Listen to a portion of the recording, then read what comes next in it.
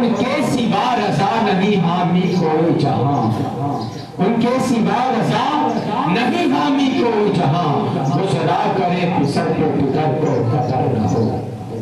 اور حضرت علامہ اقبال فرماتے ہیں کہ لکھنا نہیں آتا تو میری جان پڑا کر، ہو جائے گی مشکل تیری آسان پڑا کر، اور پڑھنے کے لیے گھر تجھے کچھ نہ ملے تو چہروں کے لکھے درد کے عنوان پڑا کر، لا ریب تیری روح کو تسکین ملے گی تو کرب کے لمحات میں قرآن پڑھا کر، آ جائے گا اقبال تجھے جینے کا قرینہ تو سرور کونین کے فرمان پڑھا کر، آ جائے گا اقبال تجھے جینے کا قرینہ تو سرور کونین کے فرمان پڑھا کر، کیونکہ تیری نسبت سے ہے میری فقیر ان لوگوں میں، تو الگ ہو تو میری ذات میں رکھا کیا ہے، اور آؤ مدینے کے فقیروں سے ملو، ارے ان بادشاہوں کی ملاقات میں رکھا کیا ہے۔ اب کتاب کے لیے میں دعوت دیتا ہوں، تشریف لاتے ہیں حضرت علامہ مولانا مفتی محمد ابو بکر سیالم صاحب، اور اپنے نورانی جدانی کتاب سے ہمارے دلوں کو پرور فرماتے ہیں۔ نعرہ تکبیر، نعرہ رسالت، ذرا ہاتھ اٹھا کے نعرہ رسالت، نعرہ حیدری۔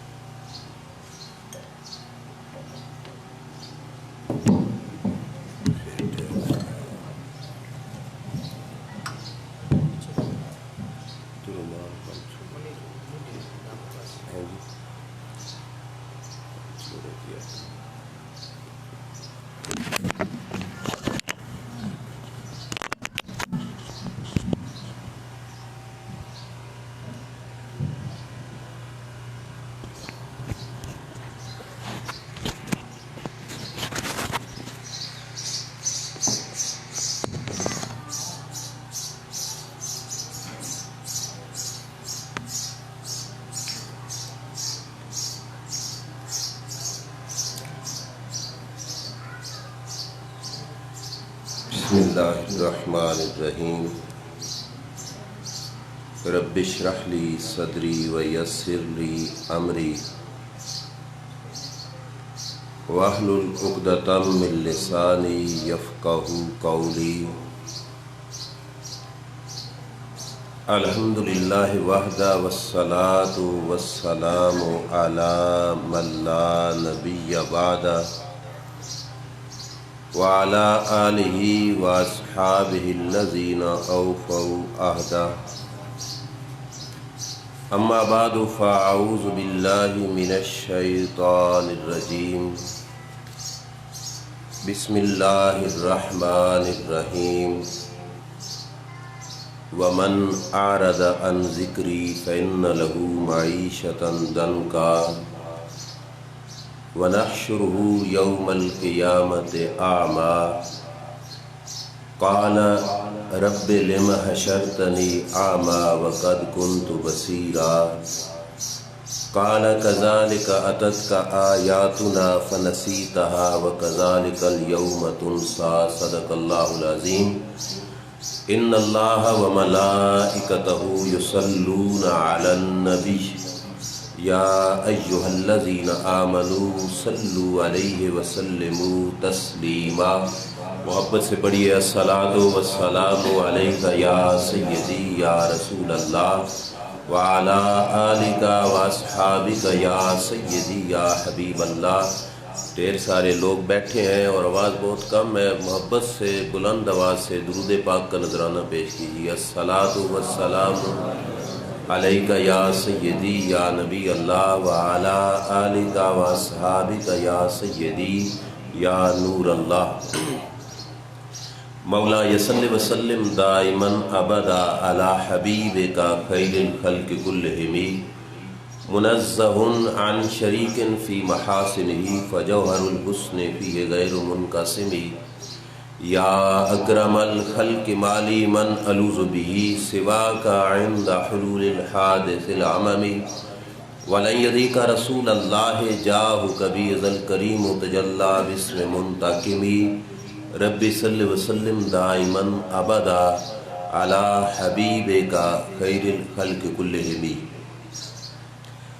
अल्लाह करीम जल्ला शानहू की हम्दो सना और हुजूर सय्यदुल मुरसलीन खातिमुन नबिय्यीन इमामुल अंबिया हज़रत मुहम्मद मुस्तफ़ा अहमद मुज्तबा सल्लल्लाहु ताला अलैहि व अला आलिहि व बारक व सल्लम के दरबार गौहरबार में हदिया दुरूद व सलाम व सदद व एहतराम अर्ज़ करने के बाद मुअज़्ज़ज़ मोहतशम हाज़रीन व सामीन अस्सलामु अलैकुम व रहमतुल्लाहि व बरकातुहू।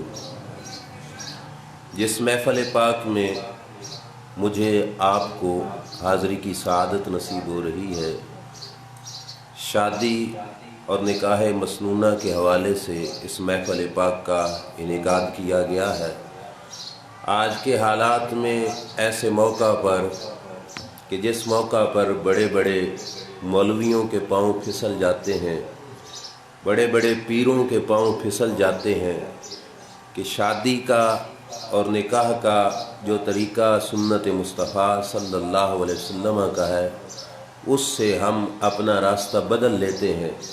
सिर्फ़ ये सोच कर कि मौलवी साहब ये दिन ज़िंदगी में कोई रोज़ाना तो नहीं आता, एक बार आता है।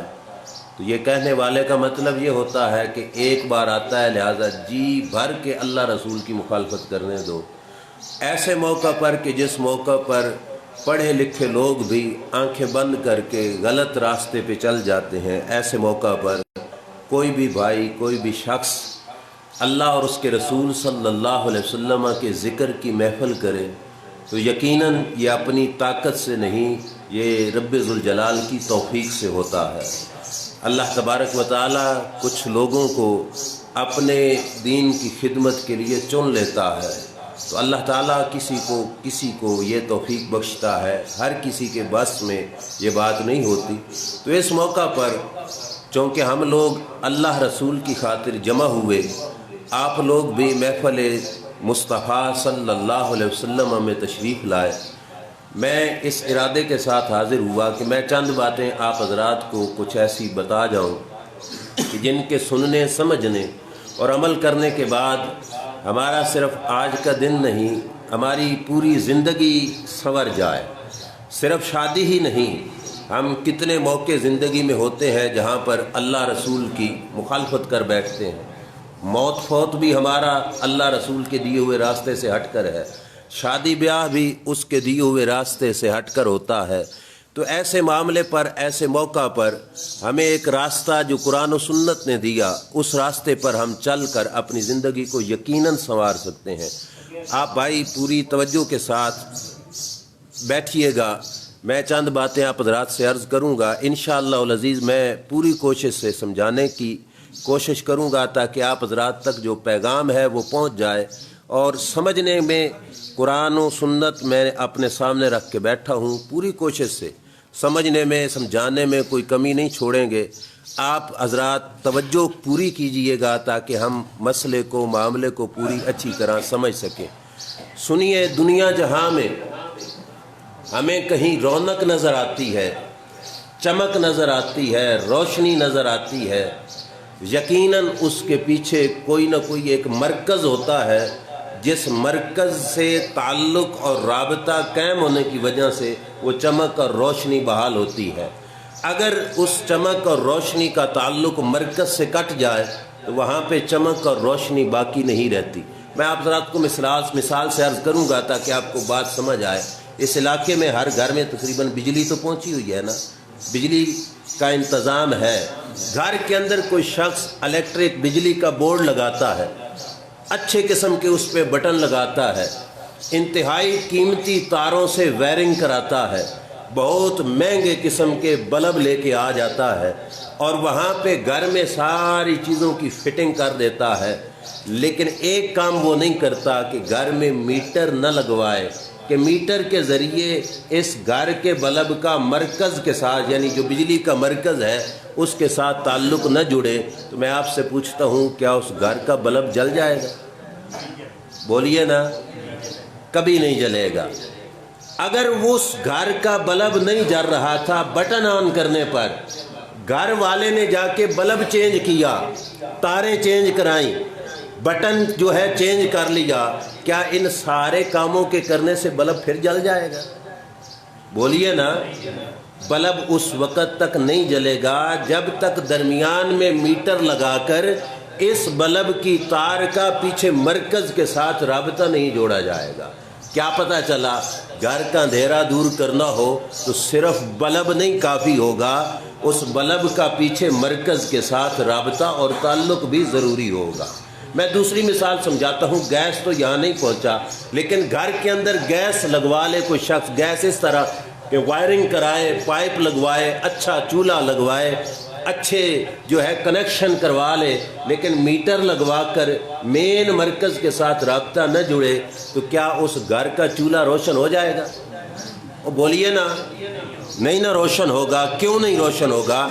اگرچہ چولہا لگا ہے، پائپ لگے ہیں، سارا کچھ موجود ہے، لیکن مرکز کے ساتھ میٹر کے ذریعے رابطہ نہیں جڑا، اس واسطے اس گھر کا چولہا روشن نہیں ہوگا۔ یہ دو مثالیں میں نے آپ حضرات سے عرض کی، بلا تشبیہ و بلا مثال میں جو بات عرض کرنے لگا ہوں، یہ کائنات اور یہ جہان سارا، آپ کی ذات ہو یا میری ذات ہو، یہ گھر ہو یا اس دنیا کائنات کا کوئی بھی گھر ہو، اس کو یوں سمجھو جیسے گھر میں لگا ہوا بجلی کا بلب ہے۔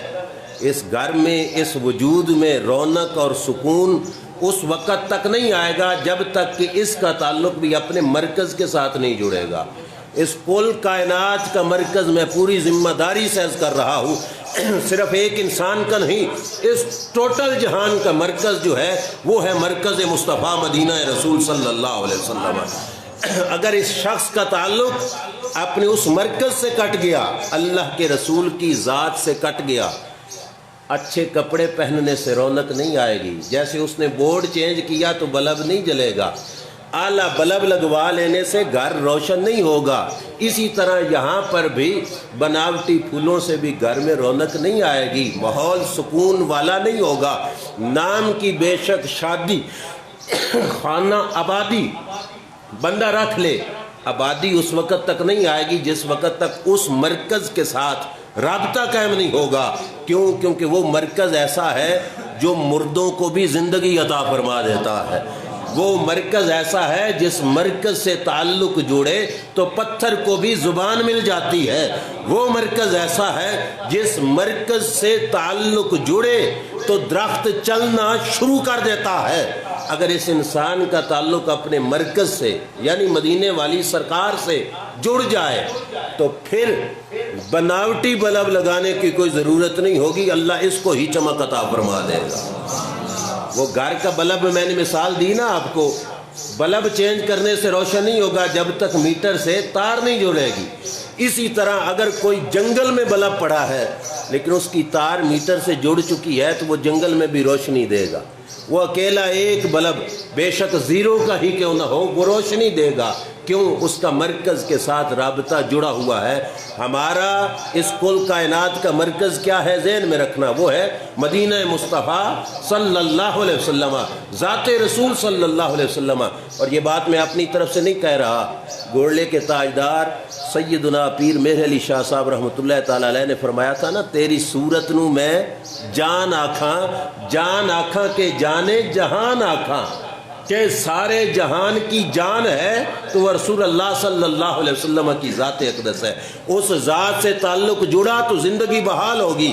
اگر اس ذات سے تعلق کٹ گیا تو پھر چلتا پھرتا انسان، کھاتا پیتا انسان زندہ نہیں ہوگا، پھر وہ مردہ ہوگا. اس کے پاس زندگی نہیں ہوگی، پھر وہ زندگی اپنی زندگی کو زندگی نہیں سمجھ پائے گا. لیکن اگر اس ذات سے تعلق جڑ گیا، مدینے والی سرکار سے، قبر میں بھی لیٹ گیا تو اس لیٹے ہوئے شخص کو مردہ نہ سمجھنا، اس کی قبر بھی لوگوں کو چمک عطا فرما رہی ہوگی. آج ہماری زندگیوں کا مین دکھ یہ ہے کہ ہم نے اس مرکز سے تعلق توڑا، اس ذات اقدس سے تعلق توڑ بیٹھے، جس ذات کو اللہ تعالیٰ نے اس کل کائنات کی جان بنایا تھا. میں ایک بات آپ کو تفسیر کی عرض کرتا چلوں. تفسیر ہے روح البیان، علامہ اسماعیل حقی رحمۃ اللہ تعالیٰ علیہ لکھنے والے ہیں. تھوڑا غور کیے جا تو بات آپ کو سمجھ آئے گی. عیسیٰ علیہ السلام اس وقت زندہ ہے، چوتھے آسمان پر موجود ہے. اللہ کریم نے عیسیٰ علیہ السلام کو زندہ ہی زمین سے کیا کر لیا تھا؟ اٹھا لیا تھا. ان پہ ابھی تک موت واقعہ نہیں ہوئی. وہ کہاں پہ زندہ ہیں؟ چوتھے آسمان پر زندہ ہیں. قیامت کے قریب عیسیٰ علیہ السلام آسمانوں سے زمین پہ اتریں گے، دجال کو ماریں گے اور یہاں پر روئے زمین پر اسلام کے نظام کا نفاذ کریں گے. حضرت عیسیٰ علیہ السلام فی الوقت زندہ ہے. سوال کیا کسی نے، علامہ اسماعیل حقی نے روح البیان میں لکھا، سوال سننا، عیسیٰ علیہ السلام کی شان اونچی ہے یا تیرے میرے نبی کی شان اونچی ہے؟ یہ تو بول جاؤ. ہمارا عقیدہ ہے نا کہ سب سے اعلیٰ و اولیٰ ہمارا نبی، سب سے بالا و اعلیٰ ہمارا نبی، خلق سے اولیاء، اولیاء سے رسول، سب رسولوں سے اعلیٰ ہمارا نبی. سوال اٹھایا کہ عیسیٰ علیہ السلام چوتھے آسمان پہ زندہ رہیں اور ہمارے نبی علیہ السلام وصال فرما جانے کے بعد زمین میں آپ کی مزار شریف بنی اور آپ کی تدفین ہو گئی، دفن ہوئے. کہاں پہ دفن ہوئے؟ زمین میں. سوال اٹھتا ہے جس کی شان اونچی وہ تو کہاں پہ ہے؟ زمین میں. اور جو حضرت عیسیٰ علیہ السلام حضور کے مقتدی نبی، وہ کہاں پہ زندہ؟ آسمانوں پہ. سوال اٹھتا ہے نا کہ بڑی شان والا کہاں پہ آ گیا؟ زمین میں. اور جس کی شان ان سے کم وہ کہاں پہ؟ چوتھے. سوال اٹھایا علامہ اسماعیل حقی نے کہ یا اللہ ایسا کیوں کیا؟ یہ تو نبیوں کے نبی تھے، تیرے محبوب نبی، یہ زمین میں رہیں. عیسیٰ علیہ السلام چوتھے آسمان پہ رہیں، وجہ کیا ہے؟ اب جواب سننا، پتہ چلے گا جو میں نے بات عرض کی تھی وہ سمجھ آ جائے گی. علامہ اسماعیل حقی نے جواب دیا، جواب یہ دیا کہ اللہ تعالیٰ نے حضور کی ذات سے اس زمین کا نظام بھی چلانا تھا، عرشوں کا نظام بھی چلانا تھا. اللہ نے حضور کو وصال دے کر روح مبارک کو رکھا عرشوں پر، جسم مبارک کو رکھا فرشوں میں. روح کے ذریعے سے عرشوں کا نظام چل رہا ہے، جسم مصطفیٰ کے ذریعے فرش کا نظام چل رہا ہے.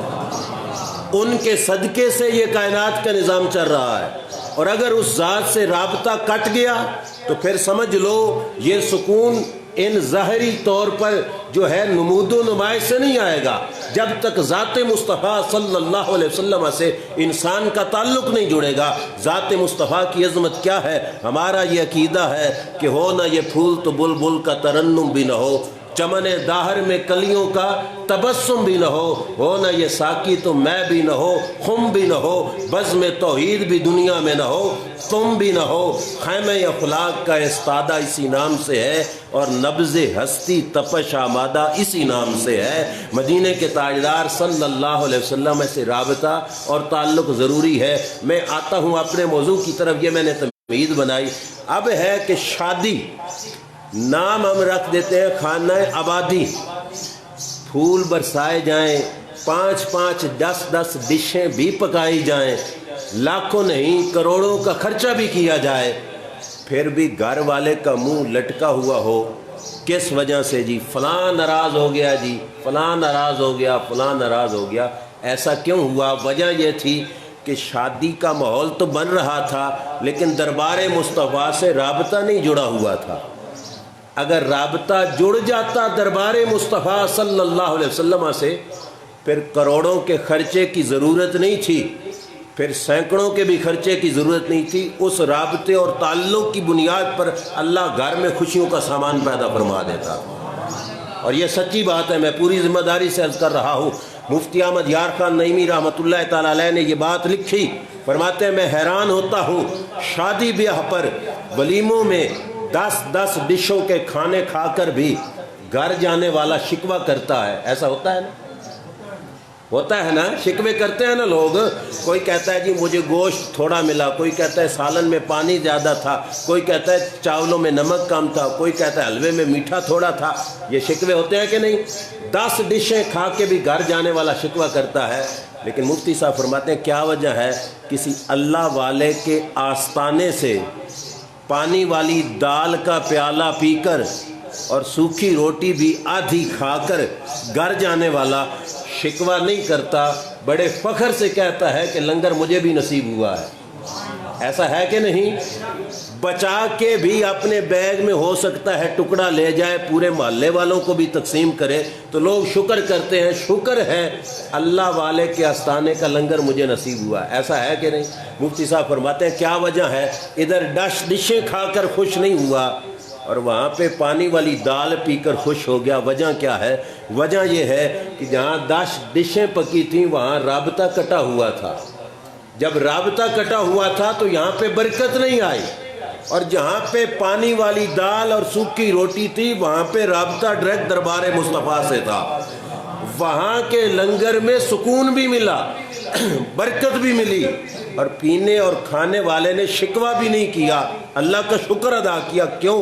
کیونکہ اس کا رابطہ دربار مصطفیٰ صلی اللہ تعالیٰ علیہ وآلہ وسلم سے جڑا ہوا تھا۔ ہم اپنی زندگی کو اگر پرسکون بنانا چاہتے ہیں اور ہم چاہتے ہیں کہ ہماری شادیاں سچ مچ کی خانہ آبادیاں بنیں، تو میں جہاں پہ قرآن و سنت کی روشنی میں یہ عرض کر رہا ہوں، مال اور دولت سے شادی خانہ آبادی نہیں بنتی، یہ ظاہری نمود و نمائش سے شادی خانہ آبادی نہیں بنتی، کروڑوں کے خرچے سے شادیاں خانہ آبادیاں نہیں بنتی۔ شادی خانہ آبادی بنتی ہے کہ ادھر شادی ہو رہی ہو، ادھر تعلق دربار مصطفیٰ صلی اللہ علیہ وسلم سے جڑا ہوا ہو، اور جب یہ تعلق جڑے گا تو انشاءاللہ برکتیں آئیں گی۔ میں چند شادیاں حدیث پاک سے صحابہ کی آپ کو سناتا ہوں، اور وہاں پہ دیکھنا خرچہ کتنا ہوا اور پھر رنگ کتنے لگے۔ حضرت بلال کا نام سنا ہے آپ نے؟ اور سنا ہے ساتھ کیا لگتا تھا؟ حضرت بلال حبشی رضی اللہ تعالی عنہ۔ بلال بنگلوں کے مالک تھے، بولو نا، کوٹھیوں کے مالک تھے، کوئی امیر یا بادشاہ تھے؟ بکنے والا غلام، بکنے والا غلام۔ حضرت بلال کی شادی ہوئی، اور اس زمانے میں صرف کیا تھا؟ اس بکنے والے غلام کا رابطہ تھا دربار مصطفیٰ صلی اللہ علیہ وسلم۔ حضرت بلال حبشی رضی اللہ تعالیٰ عنہ نے یمن کے ایک گھر میں رشتہ بھیجا۔ حضرت بلال کا بھی آپ کے بھائی کا بھی، دونوں نے نا یمن کے ایک گھر سے رشتہ طلب کیا۔ حضرت بلال حبشی رضی اللہ تعالیٰ عنہ نے اپنا تعارف یوں کرایا، سننا، انا بلال وہذا اخی عبدان، کہا یہ میں بلال ہوں، یہ میرا بھائی ہے، ہم دونوں کوئی امیر زادے ملک صاحب چودھری صاحب نہیں ہیں، اپنا بتایا کہ ہم غلام ہیں۔ ہم کیا ہیں؟ اور بکنے والے، جیسے آج کل کمی ذات کو ہلکا سمجھا جاتا ہے نا، اس زمانے میں غلاموں کو ہلکا سمجھا جاتا تھا۔ حضرت بلال نے خود اپنا تعارف کرایا کہ ہم دونوں غلام ہیں، من الحبشہ تھے، حبشہ کے۔ اور حبشہ کے بتانے کا مطلب تھا کہ رنگ ہمارا کالا، ناک ہماری چپٹی، بال ہمارے گھنگریالے، مطلب رنگ قد کاٹ کوئی ظاہری طور پر حسن بھی کوئی نہیں، ہم حبشہ کے ہیں۔ لیکن ساتھ تعارف کرایا اس تعلق کا دربار مصطفیٰ والے کا۔ کیا کہا؟ کننا دالین فہدان اللہ، کہا ہم تھے گمراہ لیکن اللہ نے در مصطفیٰ کے صدقے سے ہمیں ہدایت عطا فرمائی۔ کہاں پہ تعارف کرا رہے ہیں؟ جہاں سے رشتہ لینا ہے۔ ہم نے جہاں سے رشتہ لینا ہو، ہم 10 مرلے کے مالک ہوں تو ہو سکتا ہے 10 مربع اگلوں کو بتائیں، لاکھوں پتی ہوں تو ہو سکتا ہے کروڑوں پتی بتائیں۔ اپنا تعارف کس رنگ میں کرایا؟ اور کہا کننا عبدین، ہم تو غلام تھے بھائی، بکنے والے تھے، हुजूर के दर से लगे, अल्लाह के नबी के ग़ुलामों ने ख़रीद कर हमें आज़ाद कर दिया। अब अगर आज़ाद हैं तो किसी के दिए हुए पैसों से हम क्या हुए? आज़ाद हुए, हम थे ग़ुलाम। और आगे क्या कहा? इन तुनकिहूना फल्हम्दुलिल्लाह, अगर रिश्ता दे दो तो अल्लाह का शुक्र है, हम अल्लाह का शुक्र अदा करेंगे। और आगे कहा वइन तमनऊना फल्लाहु अकबर, का अगर रिश्ता नहीं दोगे तो ऊंची ज़ात रब की है, बड़ी ज़ात किसकी है? रब्बे ज़ुल जलाल की है। अब देखो ना, ये है रब वालों के बोलने का अंदाज। ये कोई रब वालों के बोलने का अंदाज नहीं कि मैं ये हूँ, मैं ये हूँ, मैं कुछ भी नहीं है। हम जो कुछ भी हैं उसके दर की निस्बत से हैं, उसके बगैर हम कुछ नहीं। फरमाया रिश्ता दो तो फिर उसका शुक्र, रिश्ता ना दो फिर भी ज़ात उसकी बड़ी है। हज़रत बिलाल हबशी ने ये सारा मामला सुना दिया। अब घर वालों ने क्या कहा? घर वालों ने कहा हम रिश्ता देते हैं, रिश्ता। अब दोनों भाइयों में से जो एक भाई थे ना हज़रत बिलाल के, वो अरब में रहने की वजह से अपने आप को अरब की तरफ मंसूब करने लग गए थे। हबशा की बजाय क्या कहलवाते थे? अरबी। मतलब अपनी थोड़ी ज़ात उनकी बज़ाहिर क्या बन गई थी? ऊंची बन गई थी। वह अपने आप को अरबी कहलवाने लग गए थे। हज़रत बिलाल अपने आप को अब भी क्या कहलवाते थे? हबशी। लेकिन ये ज़रूर बताते थे कि हम थे गुमराह, लेकिन अल्लाह के रसूल की निस्बत ने हमें हिदायत वाला कर दिया, हमें हुजूर के ताल्लुक़ ने कुछ बना दिया। हज़रत बिलाल हबशी और वो भाई वो अरब वाला, दोनों का रिश्ता एक जगह पे होने लगा। अब उस घर वालों का अंदाज़ देखो क्या है। घर वालों ने हज़रत बिलाल के दूसरे भाई को कहा, और दूसरा भाई जो अपने आप को क्या कहलवाता था? अरबी। क्या हम अरब वाले, अरब में रहने की वजह से अरबी कहलवाते थे। घर वालों ने कहा इन हादरा बिलालुन ज़व्वजना का, अगर तेरे रिश्ते में बिलाल आया तो हम तुझे रिश्ता देंगे, बिलाल ना आया तो तुम्हें रिश्ता नहीं मिलेगा। बात समझ आई? ये है दरबार मुस्तफ़ा के फ़कीरों का अंदाज़। जिसका ताल्लुक़ वहाँ जुड़ा उसको अज़मत क्या मिली। हज़रत बिलाल आ गए। हज़रत बिलाल ने निकाह का खुतबा पढ़ा। निकाह का खुतबा पढ़ने के बाद फिर कहा मैं बिलाल हूँ, ये मेरा भाई है, तुम्हारी मर्ज़ी आती है तो रिश्ता दो, तुम्हारी मर्ज़ी नहीं तो रिश्ता ना दो। अब बच्ची वालों का जवाब सुनना। उन्होंने क्या कहा? उन्होंने कहा मन तकूनो अखाहो नुज़व्विजुहू, ए बिलाल हम तेरे भाई का मुंह नहीं देख रहे, हम सिर्फ ये देख रहे हैं कि जिसका भाई बिलाल हो हम उसे रिश्ता ज़रूर अता फरमाएंगे। अरबी नस्ल नहीं देखा, ये नहीं देखा कि अरब का है, ये नहीं देखा अमीर हो गया, ये देखा कि दरबार मुस्तफ़ा का फ़कीर है इसका भाई। कहा जिसका भाई बिलाल हो ना हम उसे रिश्ता देंगे। रिश्ता मिला बिलाल हबशी के भाई को भी तो हज़रत बिलाल की वजह से मिला।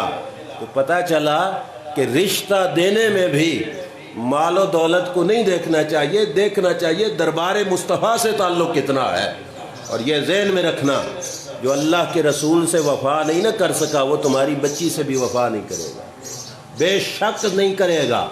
और जिसने दरबार मुस्तफ़ा से वफ़ा की ना वो काट तो सकता है, ज़िंदगी में कभी बेवफा नहीं बनेगा, वो ज़रूर वफ़ा करेगा। लिहाजा निकाह के मौका पर ये शर्तें लिखवा लेना कि मियाँ तलाक दोगे तो 2 लाख रुपया जुर्माना होगा, इतनी ज़मीन देनी पड़ेगी। अब देखो ना, ये है कितनी अजीब सोच। अभी बच्ची का निकाह हो रहा है, घर वालों ने सोच ही क्या लिया, तलाक। क्यों? हालात के पेश नज़र लोगों के ज़हन ऐसे बने। मैं आपको अर्ज़ कर रहा हूँ, निकाह के मौका पर ऐसी शर्त लिखवाने की बजाय शर्त वो लिखाओ जो रिश्ता सैयदा खातून जन्नत का हुआ था और निकाह की शर्त मदीने के ताजदार ने रखाई थी।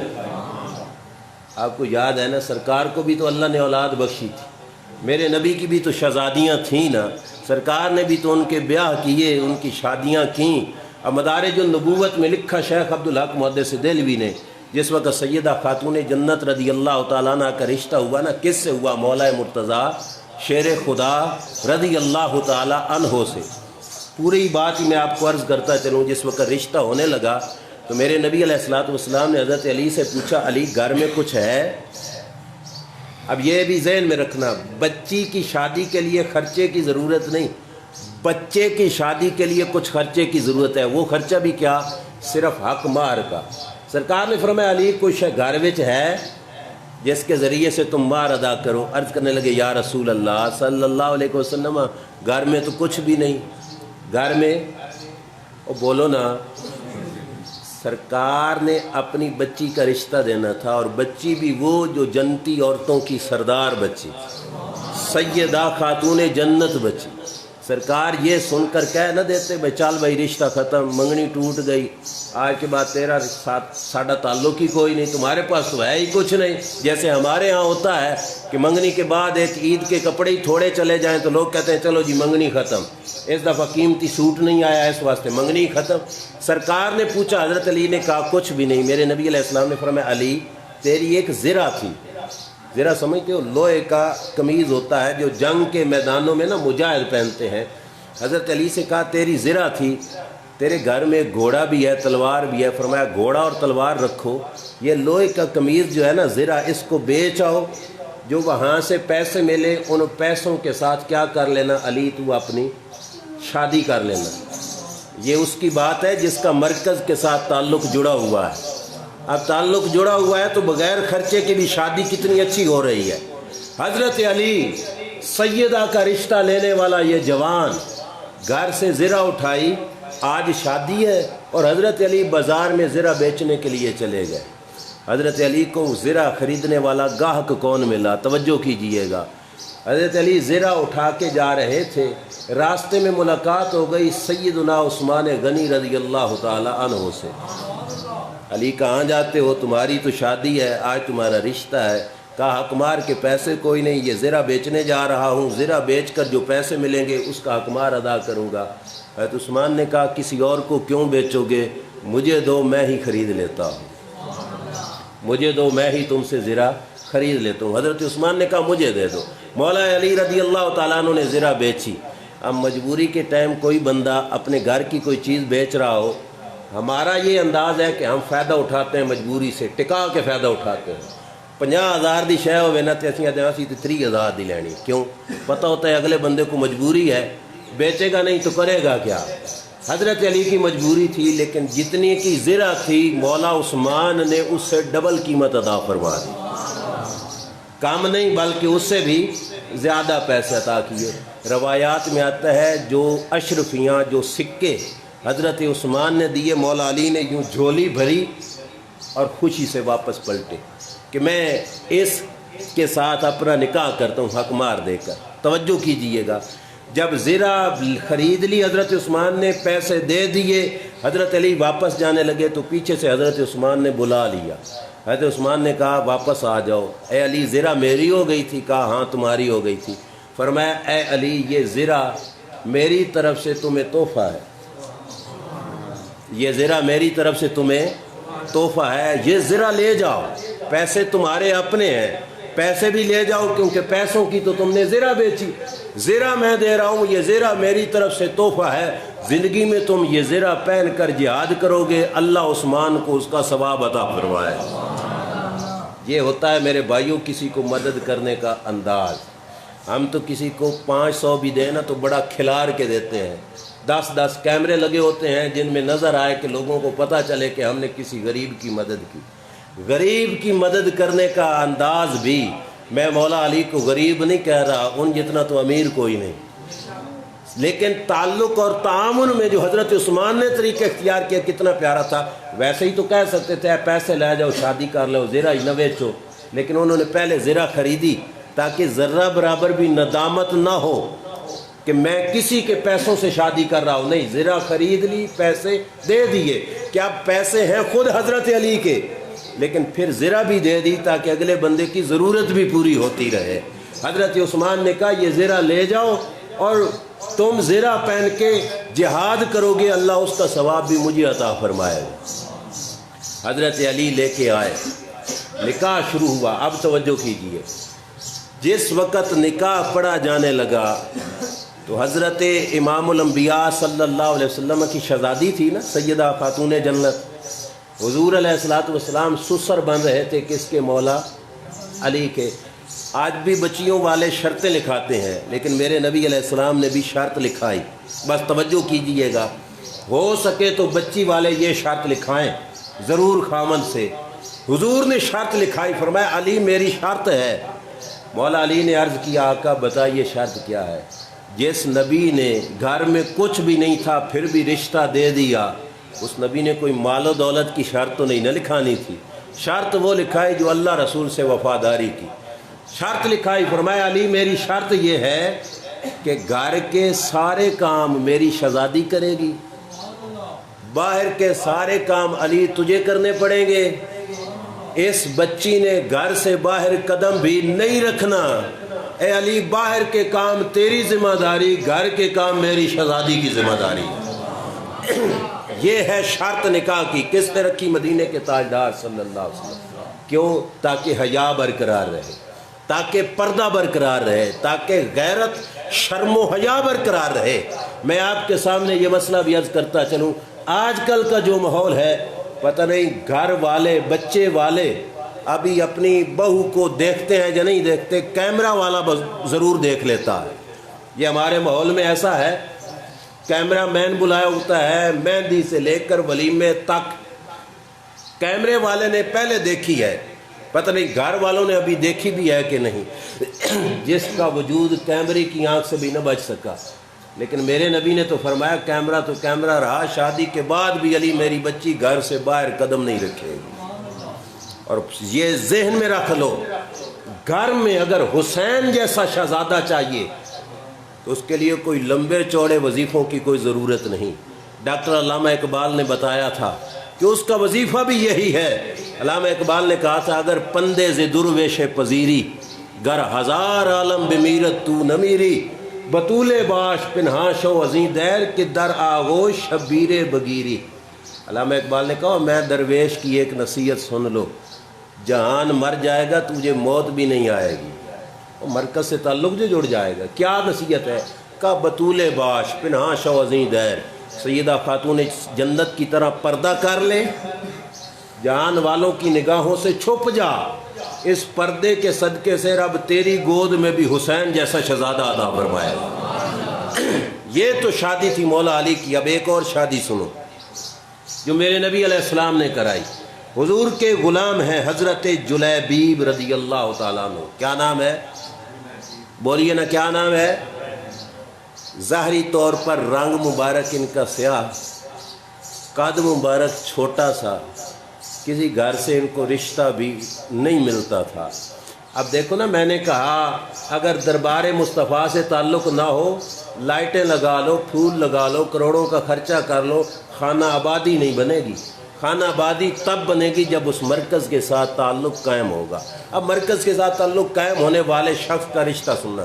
حضرت جلیبیب، رنگ مبارک سیاہ، قد مبارک چھوٹا، نہ کوئی کاروبار، نہ کوئی کام کاج، نہ کوئی آمدنی کا ذریعہ۔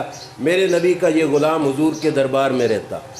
انصار کے اندر یہ ایک رواج تھا، بڑے غور سے سننا، کسی بھی گھر میں کوئی بچی جوان ہوتی یا بیوہ ہو جاتی، اس وقت تک وہ اپنی بچی کا آگے رشتہ کہیں نہ کرتے جب تک حضور کی مرضی نہ پوچھ لیتے۔ ہو سکتا ہے سرکار نے رشتہ لینا ہو، سرکار نے ہو سکتا ہے رشتہ لینا ہو، اس وقت تک وہ سرکار سے مرضی نہیں پوچھ لیتے تھے، آگے کہیں رشتے کی بات نہیں کرتے تھے۔ میرے نبی علیہ الصلوۃ والسلام کے غلام حضرت جلیبیب رضی اللہ تعالی عنہ یہ حضور کے دربار میں رہتے تھے۔ نبی کریم علیہ السلام نے انصار کے ایک گھر میں، ان کی بچی جوان تھی، میرے نبی علیہ السلام نے ان سے کہا زوجنی ابنتک، انصاری صحابی کو فرمایا اپنی بیٹی کا رشتہ مجھے دو، تمہاری بیٹی کا رشتہ میں چاہتا ہوں۔ اب جلدی میں نہ انہوں نے کیا سمجھا، انہوں نے سمجھا شاید حضور اپنے لیے رشتہ مانگ رہے ہیں، اپنی ذات کے لیے۔ انہوں نے آگے سے دوڑ کے کیا کہا، نام وقرامتا یا رسول اللہ، یا رسول اللہ یہ تو بڑی عزت کی بات ہے کہ ہماری بچی آپ رشتے میں قبول فرمائیں۔ میرے نبی علیہ الصلوۃ والسلام نے فرمایا اپنے لیے نہیں، لست اریدھا لنفسی، میں اپنے لیے نہیں، میں تو اپنے اس خادم جلیبیب کے لیے رشتہ تم سے مانگ رہا ہوں۔ سمجھ آ رہی ہے؟ जुलैबीब का माहौल बता दिया था, कोई कारोबार नहीं, कोई आमदनी का ज़रिया नहीं, रंग मुबारक स्याह, कद मुबारक छोटा। अंसारी सहाबी ने कहा फिर ऐसा कीजिए या रसूल अल्लाह, अगर इनके लिए है तो मैं अपनी बीवी से ना मशवरा कर लूँ, भला मेरी बीवी क्या कहती है। अंसारी सहाबी घर गए, घर जाकर अपनी बीवी से कहा कि अल्लाह के रसूल हमारी बच्ची का रिश्ता मांगते हैं। उन्होंने भी दौड़ के कहा बड़ी इज़्ज़त की बात है, बड़ी खुशी की बात है। इन्होंने कहा अपने लिए नहीं, अपने ग़ुलाम सहाबी हज़रत जुलैबीब के लिए रिश्ता हुजूर मांग रहे हैं। उस औरत ने भी कहा कि ये तो अजीब बात है कि हम अपनी बच्ची का रिश्ता जुलैबीब को दे दें। ये खामद में और उसकी बीवी में बात हो रही थी, और ये बातें उन दोनों की बच्ची ने सुन ली जिसके रिश्ते की बात थी। और नौजवान शहजादी बच्ची सहाबी रसूल की बेटी, उसने घर से सुन लिया कि रिश्ता मांगा है मेरा किसने, मदीने के ताजदार ने। और अब्बू अम्मी अभी सोच रहे हैं कि करे तो क्या करे। अब्बू के ज़हन में भी है कि सरकार अपने लिए मांगते तो और बात थी, ये तो रिश्ता है जुलैबीब का, अब जुलैबीब को रिश्ता हम कैसे दें। अम्मी भी ऐसे ही सोच रही थी।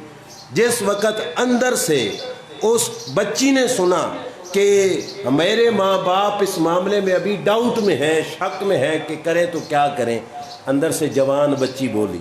उसने कहा अतरुद्दून अला रसूलिल्लाह सल्लल्लाहु अलैहि वसल्लम अमरहू, अब्बा अम्मा होश करना, अल्लाह के नबी के आए हुए पैगाम को रद्द न कर बैठना। हाँ, ये वो मकाम है जिस मकाम पर किसी मुसलमान को इख्तियार नहीं होता कि रसूलुल्लाह के आर्डर के बाद अपनी मर्जी कर सके। अब्बा अम्मा हुजूर के आर्डर को वापस ना भेजना, बच्ची का बयान सुनना। और मैं पूरी जिम्मेदारी से कह रहा हूँ, ये एक जुमला भी आज की तकरीर का दिल पे लिख लेना तो सही बात है, ज़िंदगी संवर सकती है। बच्ची ने अपने अब्बा अम्मा को क्या कहा, इदफ़ऊनी इलैहि फ़इन्नहु लन युदय्यनी, अब्बा अम्मा मेरा रिश्ता हुजूर के सपुर्द कर दो, जिसको हुजूर कबूल कर ले, अल्लाह के नबी किसी को ज़ाया नहीं होने देते। ये जुमला बड़े कमाल का है, जिसे हुजूर अपना बना लेना उसे सरकार ज़ाया नहीं होने देते। सरकार मुझे ज़ाया नहीं होने देंगे, सरकार के सपुर्द कर दो। अब ये है कि ज़ाहिर पे नज़र नहीं रखनी, नज़र रखनी है मरकज़ मुस्तफ़ा सल्लल्लाहु अलैहि वसल्लम से। बच्ची ने कहा अब्बा अम्मा रिश्ता दे दो, सरकार मुझे ज़ाया नहीं होने देंगे। अब जब बच्ची खुद कबूल कर ले तो माँ बाप की क्या मजा। माँ बाप ने कहा चलो ठीक है, अल्लाह के रसूल सल्लल्लाहु अलैहि वसल्लम से जाके बताया, या रसूला ठीक है हमें रिश्ता मंजूर है। हज़रत जुलैबीब की बारात गई उस अंसारी घराने पर, और हज़रत जुलैबीब का निकाह हो गया उस खातून के साथ। अब अगला माहौल सुनना, फिर मज़ा आएगा। जिस वक़्त रिश्ता हो गया, रिश्ता होने के बाद अल्लाह के रसूल ने दावत दी एक जंग की कि चलो जिहाद के लिए निकलो। ये है जिसका ताल्लुक़ दरबार मुस्तफ़ा से हो ना, फिर उसे अपनी शादियाँ नज़र नहीं आती, उसे हुजूर का हुक्म पहले नज़र आता। इन्होंने ये नहीं कहा कि मेरी नई नवेली शादी हुई, हमारी तो नई नवेली शादी हो जाए तो 15 दिन तो हमें नमाज की चिंता नहीं रहती। इनको जंग के लिए बुलाया तो हज़रत जुलैबीब भी जंग में तैयार होकर चले गए। अब ये जो अगला हिस्सा है ये मुस्लिम शरीफ में भी मौजूद है। राष्ट्र करोगे हज़रत जुलैबीब की ज़िंदगी पर, जंग के मैदान में मेरे नबी के साथ कंधे से कंधा मिलाकर जंग में निकल गए। रब का करना यह हुआ, जिस वक़्त जंग ख़त्म हुई, जंग के इख्तिताम पर सरकार दो आलम सल्लल्लाहु अलैहि वसल्लम जिस वक़्त लश्कर को लेके वापस मुड़ते तो सरकार का ये अंदाज़ था, सरकार पूछते ओ भाई जितने आए हो पूरे हो या घाटे हो। जैसे गाड़ी अड्डे से चलने लगे ना तो कंडक्टर कहता है भाई सारे हो, नाल दी सवारी थल्ले दे नहीं। सरकार वापस मुड़ते तो पूछते भाई कोई बंदा घाटते नहीं, कमते नहीं, अगर कम है तो तलाश करो, जंग के मैदान में शहीद तो नहीं हो गया। मेरे नबी अलैहिस्सलाम ने फरमाया हल तफ़क़िदून मिन अहदिन, क्या तुम किसी को गुम पाते हो, कोई ऐसा शख्स जो साथ आया हो वापस न जा रहा हो। हर किसी ने अपने रिश्तेदारों को ढूंढा, कोई अपने भाई को ढूंढ रहा है, कोई अपने चचा को ढूंढ रहा है, कोई अपने बाप को ढूंढ रहा है। हर किसी ने ढूंढा, सारे बंदे पूरे किए। सरकार को आके अर्ज़ किया या रसूलल्लाह सारे पूरे। फिर सरकार ने पूछा हल तफ़क़िदून मिन अहदिन, किसी को गुम तो नहीं पा रहे। सब ने तलाश किया, फिर कहा या रसूलल्लाह हम पूरे हैं। कमाल किस्मत ए जुलैबीब तेरी, किसी को भाई तलाश करे, किसी को बेटा तलाश करे, किसी को भतीजा तलाश करे। जुलैबीब की किस्मत कितनी। मेरे नबी अलैहिस्सलाम ने फरमाया वला किन्नी अफ़क़िदु जुलैबीब, फरमाया तुम अपने रिश्तेदार ढूंढ रहे हो, मैं अपने जुलैबीब को ढूंढ रहा हूँ। फरमाया मुझे जुलैबीब नहीं मिल रहा, जुलैबीब को ढूंढो। जुलैबीब कहाँ है? हज़रत जुलैबीब को तलाश किया गया। सहाबा कहते हमने देखा 6 काफरों के बंदे साइड पे थे और हज़रत जुलैबीब दरमियान में शहीद हुए पड़े थे, लाश मुबारक दरमियान में थी। देख के गए, सरकार को जाके बताया या रसूलल्लाह इस तरह 6 बंदों के घेरे में हज़रत जुलैबीब दरमियान में मौजूद है। अब फर्शों पे बैठ के अर्शों की खबर देने वाले महबूब के सामने जुलैबीब का कोई मंजर छुपा तो नहीं था, क्या था? मेरे नबी अलैहिस्सलातु वस्सलाम ने फरमाया कि ये 6 बंदे, इनको कातलहुम जुलैबीब, इनको मेरे जुलैबीब ने मारा और इनमें से किसी ने ज़ख्मी हालत में मेरे जुलैबीब पे हमला किया और मेरे जुलैबीब को भी इन्होंने शहीद किया। मतलब ये 6 के 6 मारे हुए हैं, किसके? मेरे जुलैबीब के। और जुलैबीब को फिर इन्होंने शहीद किया। अब अल्लाह के रसूल सल्लल्लाहु अलैहि वसल्लम हज़रत जुलैबीब की लाश पर आए। अब ये जो अगले लफ्ज़ इमाम मुस्लिम अपनी मुस्लिम शरीफ में लिखते हैं ना, बड़े कमाल के हैं। और मैं लोगों के जनाजे चारपाइयों पे उठाए जाते हैं, फट्टों पे उठाए जाते हैं, किसी संदूक में बंद करके उठाए जाते हैं। जुलैबीब की किस्मत इतनी कि आज शहीद हुए तो इनके जनाजा उठाने के लिए चारपाई नहीं थी, सिर्फ हुजूर के 2 बाजू थे। मेरे नबी अलैहिस्सलातु वस्सलाम ने इन 2 बाजुओं पे हज़रत जुलैबीब रज़ियल्लाहु ताला अन्हु को उठाया, अपने दोनों बाजुओं पे। और जो जुमला बोला वो जुमला था जो हसन हुसैन के लिए मेरे नबी ने बोला। सरकार ने फरमाया हाजा मिन्नी व आना मिन हो, जुलैबीब मुझसे है और मैं जुलैबीब से हूँ। और जैसे कहा था ना हुसैन मिन्नी व आना मिन हो, हुसैन मुझसे है, मैं हुसैन से हूँ। यहाँ पे भी कहा जुलैबीब मुझसे है, मैं जुलैबीब से हूँ। सहाबा ने कब्र खोदी। सहाबा कहते हैं हम अपनी आँखों से ये मंजर देख रहे थे कि जुलैबीब को चारपाई से उठाकर कब्र में नहीं उतारा गया, अल्लाह के नबी के दोनों बाजुओं से उठाकर कब्र में उतारा गया। जिनकी ज़िंदगी में राबता दरबार मुस्तफ़ा से हो, उनकी मौत भी इतनी कमाल की होती है। एक और रवायत सुनिए और फिर मैं अपनी बात को समेटता हूँ। मकसद सिर्फ ये है कि दरबार मुस्तफ़ा से राबता कायम रख के शादी अगरचे करोड़ों में ना भी हो, फिर भी रब्बे ज़ुल जलाल उस शादी में बरकतें पैदा फरमाता है, फिर हुस्न नज़र आता है, फिर कमाल नज़र आता है। मेरे नबी अलैहिस्सलातु वस्सलाम के एक और ग़ुलाम जिनका रिश्ता भी अल्लाह के महबूब सल्लल्लाहु अलैहि वसल्लम ने कराया, नाम है उनका हज़रत रबिया बिन काब असलमी। क्या नाम है? रबिया बिन काब असलमी। ये वो सहाबी हैं जो अल्लाह के नबी की खिदमत करते हुजूर को वज़ू कराते थे। और मेरे नबी अलैहिस्सलाम ने एक दफ़ा वज़ू कराने के बाद कहा था सल या रबिया, और रबिया मांग जो कुछ मांगता है। हज़रत रबिया ने अर्ज़ किया था आका मैं कुछ भी नहीं मांगता, जन्नत में भी तुम्हारी नौकरी मांगता हूँ। ये वो अजीम सहाबी हैं जो हुजूर की नौकरी इतनी करते कि दिन रात खिदमत करते और रात को अपने घर में नहीं जाते, घर भी कोई नहीं बनाया हुआ था। इतना ताल्लुक़ था हुजूर से कि जो हुजूर का आस्ताना था मस्जिद नबी शरीफ के साथ, उस आस्ताने के दरवाज़े की चौकाठ पे दहलीज़ पे सर रखते सो जाते, इस नीयत से रात को हुजूर उठे मैं मस्जिद में सोया हूँ और सरकार ने वज़ू के लिए पानी लेना हो और मेरे आने में देर न हो जाए, इधर हुजूर का दरवाज़ा खुले, चौखट पे मेरा सर हो, दरवाज़ा खुलती मुझे जाग आ जाए और हुजूर की मैं नौकरी पेश कर दूँ। ये सहाबी हज़रत जुलैबीब। मेरे नबी अलैहिस्सलाम ने एक दफ़ा फरमाया जुलैबीब तेरी उम्र बड़ी हो गई, शादी क्यों नहीं कर रहे? अब देखो ना, सिर्फ अपने ग़ुलामों की नमाजें सीधी करने वाले नहीं थे। हाँ, ये काम होता है वक़्त के आलिम का भी और बड़े ज़िम्मेदार का भी कि सिर्फ नमाजें सीधी नहीं करते थे, घर के सारे निज़ाम को दुरुस्त कराया करते थे। सरकार ने पूछा जुलैबीब शादी क्यों नहीं करते? हज़रत जुलैबीब का क्या जवाब है सुनना। कहने लगे मा उरीदु अन अतज़व्वज, या रसूलल्लाह इरादा ही कोई नहीं शादी करन दा। वजह क्या बताई? कहा वमा इंदी मा युकीमुल मरता, मेरे पास इतना खर्चा ही नहीं कि मैं अपनी बीवी पर खर्चा कर सकूं। अगली बात जो थी वो आशिकाना मिजाज की थी। कहा वमा उहिब्बु अन युशग़िलनी अन का शै, یا رسول اللہ مجھے یہ بھی تو پسند نہیں نا کہ میں تمہارا در چھوڑ کر اپنے گھر میں مصروف ہو جاؤں. ظاہری بات ہے شادی ہو گئی تو مصروفیت بڑھ جائے گی. یا رسول اللہ میں یہ پسند نہیں کرتا کہ تمہارا در چھوڑ کر میں اپنے کاموں میں لگ جاؤں, اس واسطے شادی نہیں کر رہا. سرکار خاموش ہو گئے. دوسری دفعہ کبھی بیٹھے بیٹھے پھر حضور نے پوچھ لیا ربیہ شادی کیوں نہیں کرتے؟ سرکار نے پھر پوچھا. حضرت ربیہ کا پھر یہی جواب, کیا کہ میں آپ سے دور ہونا پسند نہیں کرتا, میرے پاس خرچہ ہی نہیں کہ میں شادی کر سکوں. تیسری دفعہ پھر نبی علیہ الصلوۃ والسلام نے پوچھا. اب اس موقع پر جو خیال حضرت ربیہ بن کعب اسلمی کے ذہن میں آیا نا, یہ ہر مومن کو سمجھنا چاہیے.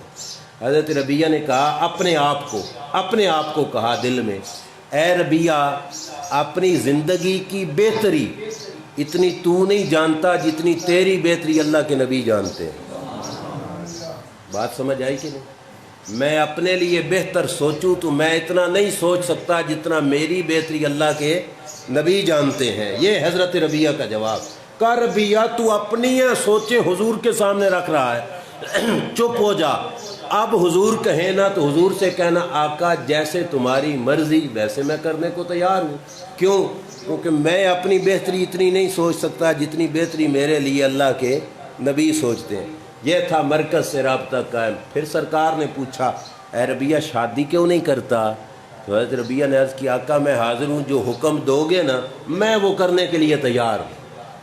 اب میرے نبی علیہ السلام نے فرمایا چل ربیہ جا فلاں گھر میں اور ان سے جا کے کہے کہ اللہ کے رسول نے مجھے تمہاری بچی کے رشتہ مانگنے کے لیے بھیجا ہے. بات سمجھ آ رہی ہے؟ دولہا کبھی خود بھی رشتہ مانگنے گیا؟ وہ بولو نا, آج کل چلا بھی جائے تو لوگ اس کو غلط سمجھیں گے, یہ تو بڑے بے حیا ہے, ایسا سمجھ لیں گے. جو کام شرع میں ہے اس کو ہم بے حیائی سمجھتے ہیں, جو بے حیائی ہے ہم اس کو بے حیائی نہیں سمجھتے. سرکار خود بھی تو بھیج سکتے تھے, لیکن سرکار خود نہیں گئے, کسی اور کو بھی نہیں بھیجا. فرمایا ربیہ خود جاؤ فلاں گھر والے سے کہو کہ تمہاری بچی کا رشتہ میرے ساتھ اللہ کے رسول کرنا چاہتے ہیں, تاکہ پتہ تو چلے نا. خود سرکار جائیں تو پھر بات اور ہے. سرکار کے قاصد کو بھی میرے نبی کے غلاموں نے کبھی واپس نہیں لوٹایا. حضرت ربیہ گئے اور جا کے کہا تمہاری بچی کا رشتہ اللہ کے رسول مجھ سے کرنا چاہتے ہیں. گھر والوں کا جواب سننا. انہوں نے کہا مرحبم بے رسول اللہ و رسول اللہ صلی اللہ علیہ وسلم. اللہ کے رسول کو بھی کا حکم بھی مرحبا, اللہ کے رسول کے قاصد کا آنا بھی مرحبا. خوش ہو گئے اور انہوں نے کہا بڑی قسمت, لوگوں کے رشتے بچیوں کے ان کے چاچے مامے کرتے ہیں, ہماری بچی کی قسمت جس کا رشتہ اللہ کے رسول کر رہے ہیں. خوش آمدید, تیرا آنا مرحبا. اے بچے, اے جوان, ہمیں رشتہ قبول ہے. کوئی گواہ بھی نہیں مانگا, بڑی عزت کے ساتھ اسی وقت رشتہ کر کے دے دیا. سینکڑوں بندے بلائے, کوئی لمبی چوڑی دعوت کی, کوئی کروڑوں کا خرچہ ہوا, کچھ بھی نہیں. یہ گئے, اگلوں نے کیا کر کے دے دیا؟ رشتہ دے دیا. صرف نام کس کا چلا؟ اللہ کے رسول صلی اللہ علیہ وسلم. حضرت ربیہ رشتہ قبول کر کے واپس پہنچے حضور کے دربار میں. توجہ کیجئے, روایت میں بس صرف شادی ہے حضرت ربیہ کی, وہی سنانی ہے. حضور کے دربار میں آئے تو ان کے چہرے پر غمگینی کے اثرات. میرے نبی علیہ السلام نے فرمایا ربیہ آج تو تیری شادی کا دن ہے, آج کیوں غمگین ہو؟ کیوں تمہارے چہرے پر غم کے نشان نظر آ رہے ہیں؟ حضرت ربیہ نے عرض کیا یا رسول اللہ گھر والے بڑی عزت والے تھے, مجھ سے گواہ ایک بھی نہیں پوچھا, تمہارے نام لینے کی دیر تھی, انہوں نے اپنی بچی کا رشتہ میرے ساتھ کر دیا ہے. فرمایا ربیہ پھر پریشان کیوں ہو؟ حضرت ربیہ کی پریشانی دیکھو کیا ہے. ربیہ عرض کرتے ہیں یا رسول اللہ صلی اللہ علیہ وسلم میرے پاس تو حق مار کے پیسے ہی کوئی نہیں, میں حق مار کہاں سے ادا کروں گا؟ مجھے پریشانی یہ ہے, رشتہ تو ہو گیا, حق مار کہاں سے ادا کروں گا؟ میرے نبی علیہ الصلوۃ والسلام نے کیا فرمایا؟ دیکھو نا, یہ یاریاں ادھرا کی نہیں, یہ توڑ نبھانے والے یار ہیں. یہ نہیں کہ سرکار فرمائے ربیہ ہن ہور کی لینا ہی, میں تو تیرا رشتہ کرا دیتا, تجھے تو کوئی رشتہ نہیں دیتا تھا. لیکن سرکار نے فرمایا اچھا تجھے مار کی کمی ہے, بس مرکز کے ساتھ تعلق قائم ہو تو حضور کی ذات ہر مقام پر ہاتھ پکڑنے والی ضرور ہوتی ہے. فرمایا اے ربیہ تجھے مار چاہیے؟ عرض کرتے ہیں جی ہاں یا رسول اللہ. میرے نبی علیہ السلام نے اپنے صحابی میں سے ایک صحابی حضرت بریدہ اسلمی کو کہا، بریدہ یہ ان صحابہ سے چندہ اکٹھا کرو، ایک کھجور کی گٹھلی کے برابر بھی سونا اتنا جمع ہو جائے تو ربیہ کو دے دینا تاکہ یہ اپنی بیوی کا جا کے مہر ادا کر کے آئے۔ حضرت بریدہ نے چندہ مانگا، توجہ سے سننا، چندہ مانگ کر حضور علیہ السلام کی خدمت میں پیش کیا، سرکار نے حضرت ربیہ کو دیا، فرمایا چل تیرا مہر ہے دے آؤ۔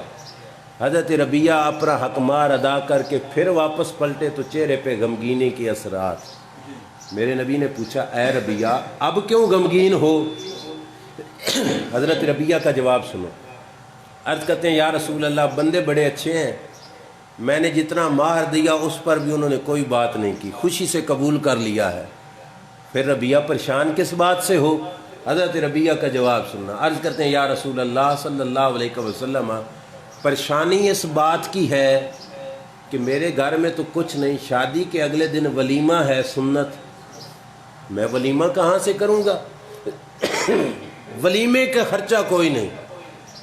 اب ہمارے جیسا کوئی ہوتا، دنیا داروں کا کوئی دروازہ ہوتا تو وہ کہتا تو تے گاٹے ہی پہ گیا، تیرا رشتہ ہی کرایا، مار بھی دوایا، تو اب ولیمہ بھی میرے سر پر۔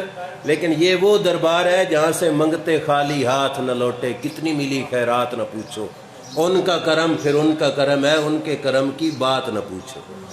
میرے نبی علیہ السلام کے دروازے سے کوئی خالی نہیں جاتا، وہ تو اس دور کی بات ہے، 14 صدیاں بعد بھی حضور کسی دروازے پہ آنے والے کو خالی نہیں موڑتے، اور یہ سچی بات ہے۔ میں اس پہ ایک بات آخر میں عرض کروں گا، بہرحال یہ سنیے، سرکار نے کہا اپنے غلاموں سے کہ اپنے بھائی کے لیے ولیمے کا انتظام کرو، ایک مینڈا اچھا خاصا صحت مند میرے نبی علیہ السلام نے تیار کیا، فرمایا اے ربیہ یہ لو مینڈا ذبح کرو، اس کا سالن بناؤ، اپنے ولیمے کا انتظام کرو۔ حضرت ربیہ پھر غمگین، حضرت ربیہ پھر غمگین، کیوں یا رسول اللہ سالن تو بن جائے گا، روٹی کا انتظام کہاں سے کریں گے؟ کتنے سوال بار بار دربار مصطفیٰ سے ہو رہے ہیں، یا رسول اللہ روٹی کہاں سے ہوگی؟ اب یہ سبق ہے علماء اور پیران نظام کے لیے۔ میرے نبی نے بار بار صرف چندہ مانگ کے نہیں سہولت پیش کی، کچھ اپنے گھر سے بھی دیا۔ سرکار نے فرمایا ربیہ اب کسی سے نہیں مانگنا، اب سیدھا چلا جا اپنی امی عائشہ کے دروازے پر، میرے گھر چلا جا، یعنی میری زوجہ محترمہ کے پاس جا اور ان سے کہو کہ سرکار فرماتے ہیں گھر کے ٹپ میں جتنے جو پڑے ہیں گٹھڑی بن کے تیرے حوالے کر دیں۔ حضرت عائشہ صدیقہ کے پاس گئے، انہوں نے گھر کے ٹپ میں جتنے جو پڑے تھے وہ گٹھڑی بن کے سپرد کی اور کہا آج کے شام کا کھانا ہمارے گھر میں کوئی نہیں، یہی کچھ تھا جو ہم نے سارے کا سارا تجھے دے دیا۔ حضرت ربیہ کہتے ہیں جو کی گٹھڑی میں نے سروں پہ اٹھائی، آٹا بنوایا، روٹیاں بنوائی، دعوت کی، اور میری دعوت ولیمہ میں اللہ کے نبی تشریف لے کے آئے۔ یہ ہے انداز، کتنے کروڑوں کے خرچے کی کوئی ضرورت نہیں تھی، لیکن پرسکون شادی ہوئی مدینے کے تاجدار صلی اللہ علیہ وسلم کے در اقدس سے۔ اگر آج بھی رابطہ جڑ جائے، میں پھر شروع والی مثال پہ ہوں، بلب چینج کرنے کی کوئی ضرورت نہیں، صرف میٹر لگواؤ اور رابطہ اس دربار سے قائم کرو، بس رابطہ جڑنے کی ضرورت ہے، پھر لمبے لمبے ہاتھ اٹھا کے بھی مانگنے نہیں پڑیں گے۔ اللہ کے نبی دل کے خیالات کو جانتے بھی ہیں اور ان خیالات پر عطا بھی فرماتے ہیں۔ بس عطا کی ایک بات سنو اور میری تقریر ختم۔ گجرات کے علاقے کے ہمارے مفتی صاحب ہیں، مفتی احمد یار خان نعیمی رحمۃ اللہ تعالی علیہ، تفسیر نعیمی لکھی، مدینہ شریف میں حاضری کے لیے گئے۔ اب یہ بات اس واسطے کہ تعلق ہو تو سرکار خالی نہیں موڑتی۔ مدینہ شریف حاضری کے لیے گئے، حاضری کا آخری دن تھا، واپس آنا تھا، بازار میں گئے تو ایک دکان سے پین دیکھا، مارکر پین دیکھا تو وہ آپ کو پسند آ گیا، خریدنا چاہا، جیب چیک کی تو جیب میں خرچہ کوئی نہیں تھا کہ پین خرید سکو، جیب اجازت نہیں دے رہی تھی، واپسی کا خرچہ اتنا تھا، پین پسند آ گیا دکاندار، دل میں حسرت تھی کہ یہ پین خرید سکوں لیکن خرید نہ پائے، واپس کر دیا دکاندار کو کہ میرے پاس پیسے نہیں ہیں، صبح کی فلائٹ تھی، واپس جانا تھا، یہ پچھلے دن کی بات تھی، واپس کر کے اپنی فلیٹ میں آ گئے کہ صبح نماز پڑھنے کے بعد ہم نے واپس جانا ہے۔ مفتی صاحب فرماتے ہیں کہ میں نے صبح کی نماز مسجد نبوی شریف میں ادا کی. ادا کرنے کے بعد جب سلام پھیرا تو وہی دکاندار میرے ساتھ بیٹھا ہوا تھا.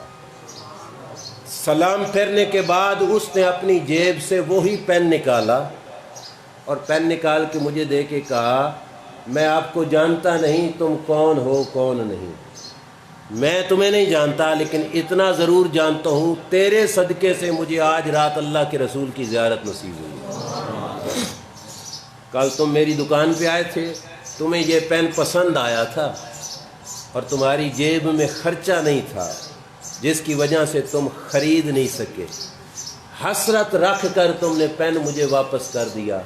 میں رات کو سویا تو اللہ کے نبی میرے خواب میں آئے اور کہا گجرات کے احمد یار نام کا بندہ ہے, کل تیری دکان پہ آیا تھا, اسے یہ پین اچھا لگا تھا, اس کے پاس پیسے نہیں, لہذا صبح جاؤ بغیر پیسوں سے میری طرف سے یہ پین اس کو تحفے میں دے کے آؤ. اس نے جیب سے پین نکالا اور مفتی صاحب فرماتے ہیں مجھے دیا اور کہا یہ میری طرف سے نہیں, یہ اللہ کے نبی صلی اللہ علیہ وسلم کی طرف سے. 14 صدیاں بعد بھی اگر تعلق قائم ہو تو سرکار یہ نہیں چاہتے کہ جولیاں اٹھائے تو میں دوں گا, نہیں. اعلیٰ حضرت فرماتے ہیں نا لب واہ ہیں آنکھیں بند ہیں پھیلی ہے جولیاں, کتنے مزے کی بھیک تیرے پاک در کی ہے, وہاں سے تو مانگنے کی ضرورت ہی نہیں پڑتی. دل میں خیال آیا.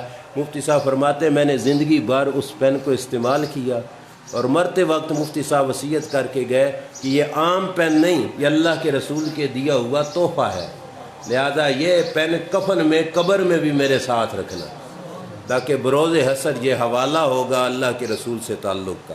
شادی کے اس موقع پر میرا صرف یہ پیغام ہے کہ بلب جلانا ہو تو میٹر لگوا کر مرکز سے رابطہ ضروری ہے.